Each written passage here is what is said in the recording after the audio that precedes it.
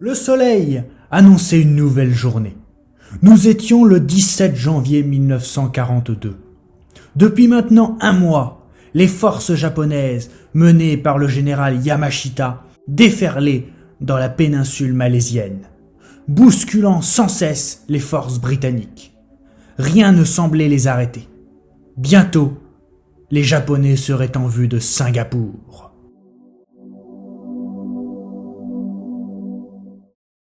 La défense du Johor était déjà fort compromise. Le lieutenant-général Nishimura avait franchi la rivière Muar et s'était emparé de la ville du même nom. Il avait lancé le 5e régiment avec des chars du 14e régiment sur la route numéro 25. Sur la droite, Nishimura faisait progresser un bataillon dans la jungle pour déborder Bakri par l'ouest, et il donna au 4e régiment la mission de prendre Parit Sulong en longeant la côte et en faisant jonction avec l'opération amphibie lancée au sud de Batu Paha.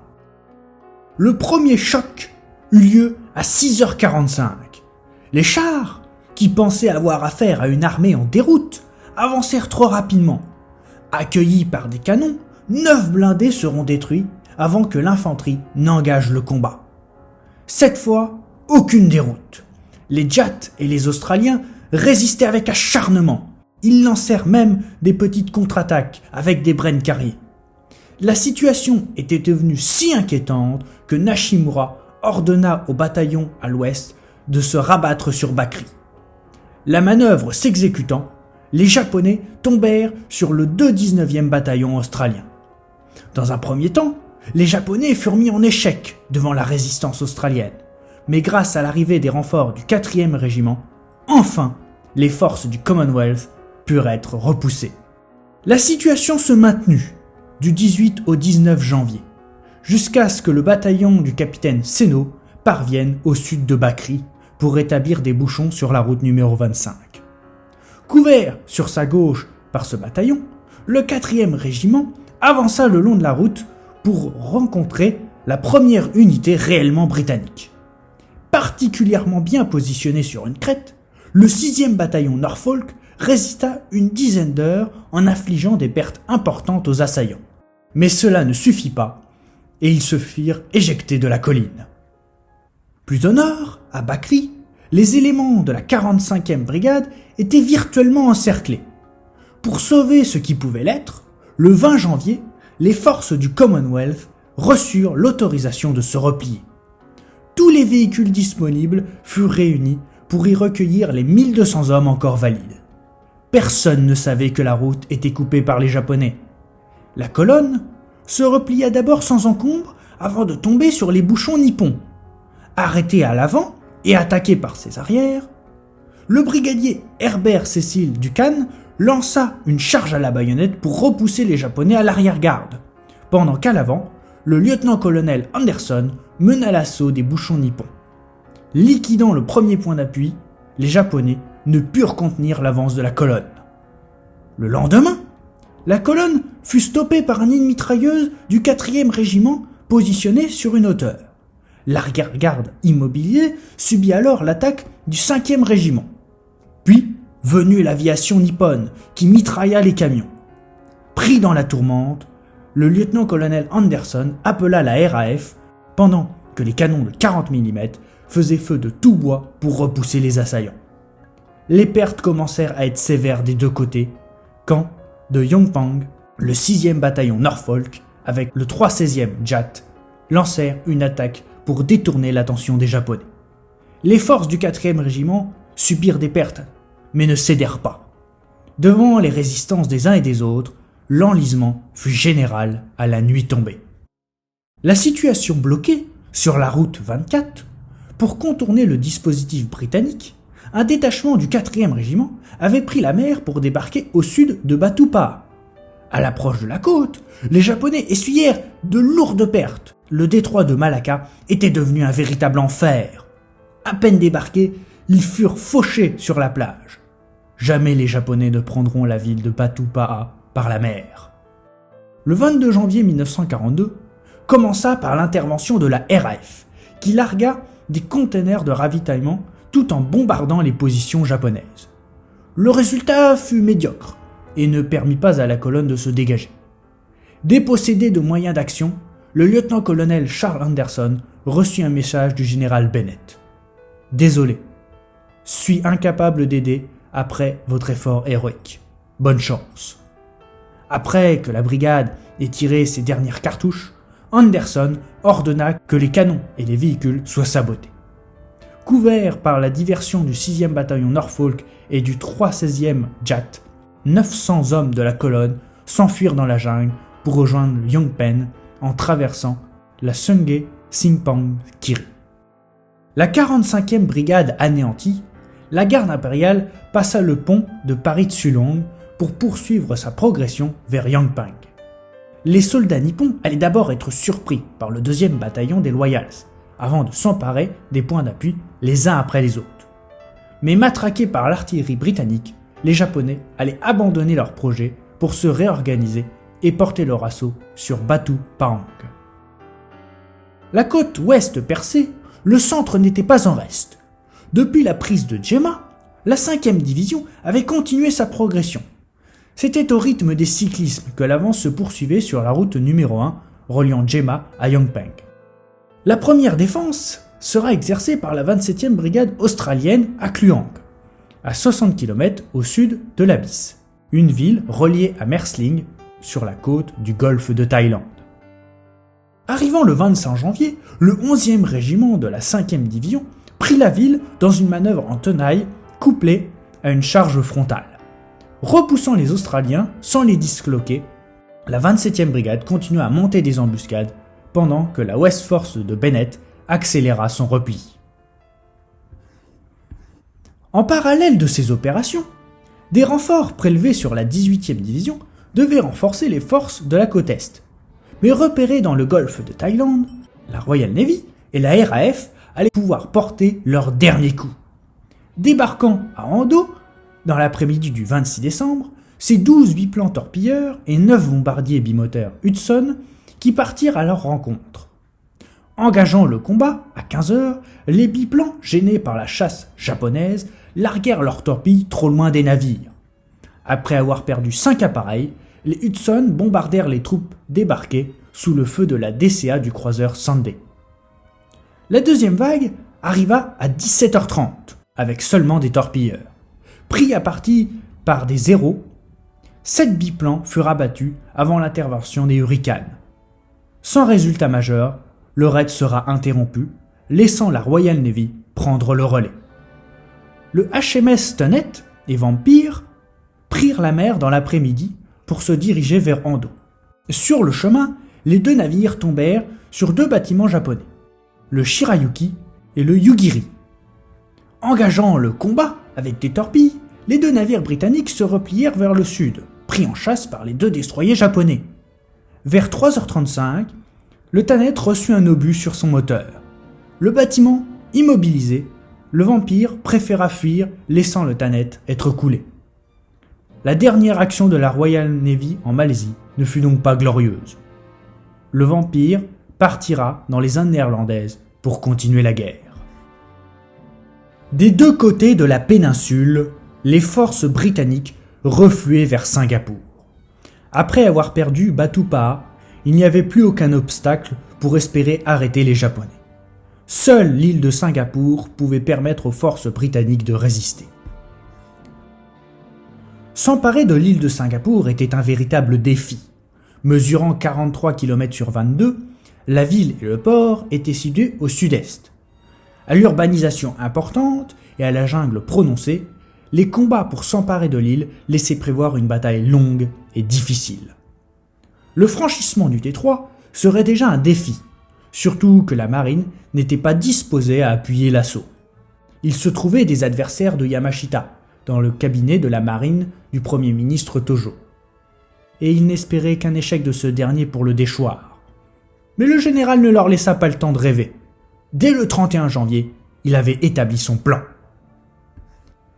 Yamashita allait lancer la division de la garde impériale dans une attaque de diversion au nord, à l'endroit le mieux défendu, pour ensuite lancer l'attaque principale avec la 5e et la 18e division au nord-ouest de l'île, un secteur défendu par la seule 22e brigade australienne.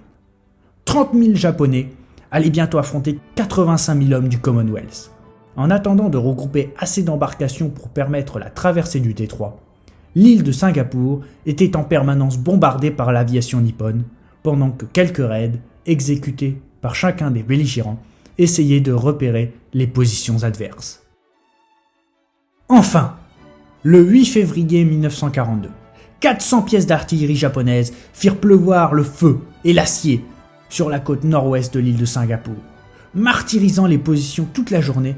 C'est à la nuit tombée que les premières troupes nippones franchirent le détroit. Mais aussi incroyable que pendant la Première Guerre mondiale, des hommes défendaient encore les zones de débarquement. Se retrouvant sous le feu, des barges changèrent de direction pour se diriger vers des zones moins exposées, pendant que d'autres forcèrent le passage pour y débarquer les premières troupes. Le combat s'engagea alors à l'avantage des Japonais, bien supérieurs en nombre, pour finir par écraser le 2 18e bataillon australien. Amenant chaque instant plus d'hommes sur l'île, au matin du 8 février, les Australiens furent contraints de se replier. Ayant acquis une solide tête de pont, les Japonais avaient encore une fois fait vaciller les défenses britanniques, forçant au repli la 27e brigade indienne, positionnée plus au sud, et contraignant la 18e division de se replier sur la route nord-sud. Ce repli fut une grave erreur, car il permit à la division de la garde d'emprunter la digue reliant l'île au continent. Dans la nuit du 9 au 10 février, des vedettes rapides attaquèrent des embarcations nippones avant d'être repoussées. Si on peut saluer l'audace de cette attaque, elle ne suffit pas à stopper les vedettes transportant les renforts japonais.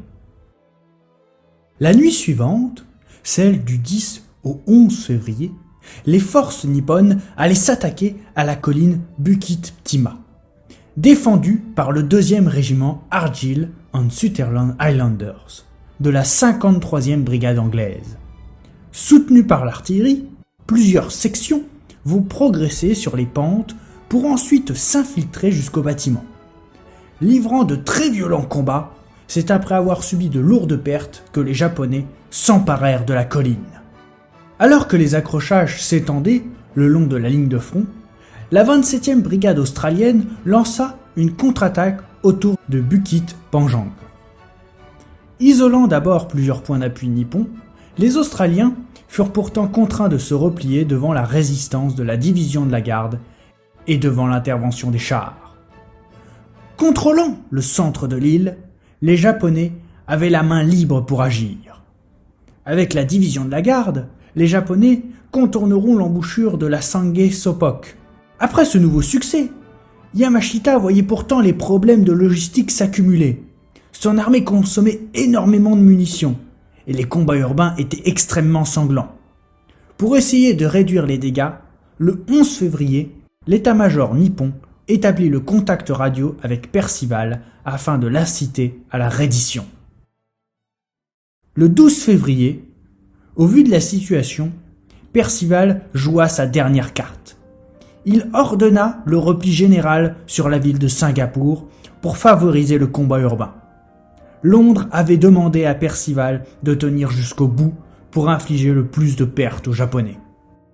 Maintenant établis autour de la ville de Singapour, les Japonais rencontraient de graves difficultés dans les faubourgs, forçant la 5e division et la division de la garde à se réorganiser. Pour contraindre les Anglais à la reddition, les Japonais allaient attaquer par le nord-est. Ce fut par le terrain de Pasir Panjang que les Japonais lancèrent l'assaut. Cette banlieue située sur la côte est était défendue par la 1re brigade malaisienne. La 56e brigade de la 18e division nippone, accompagnée de chars, avancèrent sur la route principale, engageant la 1re brigade malaisienne. Loin d'être démoralisée, la brigade Asahi lança une contre-attaque qui força les Japonais à se replier jusqu'à leur point de départ. Pour la première fois, un combat nocturne avait tourné au désavantage des Japonais. Au centre de la défense, la compagnie C occupait la colline Bukit Chandu, en arrière de Pasir. D'abord assaillie par les flancs, par les forces de la 18e division, la compagnie ensuite affronta une attaque frontale. Le lieutenant Saidi exhorta ses hommes à résister jusqu'à la dernière cartouche. Mais sous la pression japonaise, la compagnie finit par être écrasée, ouvrant le secteur ouest de Singapour. Alors que les combats de rue s'engageaient dans la ville, Sir Arthur Percival, résigné, demanda à négocier avec Yamashita. La rencontre eut lieu le 15 février 1942, sous les incendies de la ville. Yamashita espérait la capitulation en vue de ses problèmes de logistique. Percival, sans réels moyens, négocia les combats sanglants contre le respect de la vie des civils et soldats britanniques. Répondant positivement, Yamashita obtient sa capitulation. La campagne de Malaisie venait de se terminer. Après l'Europe, c'était l'Asie qui avait sombré. Comme la France, qui fut balayée par une guerre éclair, l'Empire britannique venait de subir le même sort. Dans cette campagne désastreuse, le Commonwealth avait perdu plus de 80 000 hommes. Outre les morts et les blessés, qui se comptaient par milliers, la majorité des hommes finirent prisonniers à la chute de Singapour. Seule une poignée, surtout issus de la RAF et de la Royal Navy, parviendront à s'échapper de ce bourbier pour continuer la guerre dans les Indes néerlandaises. Devant ce nombre important de pertes pour les Britanniques, les Japonais avaient conquis la Malaisie au prix de 10 000 hommes, un chiffre réduit en vue de la grandeur de l'espace conquis. Alors comment expliquer qu'avec des effectifs moins importants, les Japonais aient réussi l'exploit de s'emparer de la Malaisie en si peu de temps? Rarement l'Empire britannique n'avait subi aussi rapide défaite. D'abord, cela s'explique par la stratégie nippone. En attaquant par le nord pour éviter les canons de Singapour, les Anglais furent pris par surprise. Beaucoup pensaient que la cité serait attaquée par la mer, alors qu'il en fut tout autrement. Le choc passé, les forces du Commonwealth vinrent combattre avec détermination les forces japonaises. Mais là encore, les problèmes et les erreurs s'accumulèrent. D'une part, les forces du Commonwealth présentaient des carences en matériel anti-char et anti-aérien. Ensuite, les forces. Si on peut saluer leur vaillance au combat, elles manquaient sérieusement d'entraînement. Et d'autre part, le commandement surestima les difficultés de la jungle. Voyant ce biome comme un obstacle infranchissable, les Anglais ne surent l'employer judicieusement dans leur système de défense. En réalité, en se concentrant sur les routes, les Britanniques se crurent dans une guerre coloniale. Personne n'avait été préparé à une guerre contre une armée moderne.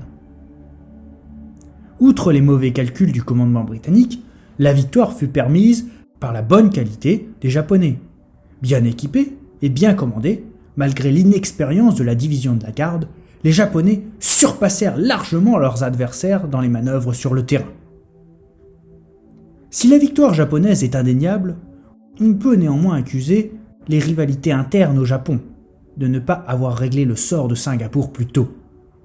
En effet, après avoir coulé le Repulse et le Prince of Wales, la mer appartenait aux Japonais, et le ciel pouvait rapidement être éclairci de la chasse britannique. Fort de cette supériorité, Singapour aurait pu être condamné dès le 10 décembre par un raid massif. Mais dans cette guerre des égaux, il ne fallait pas trop mâcher le travail au général Yamashita.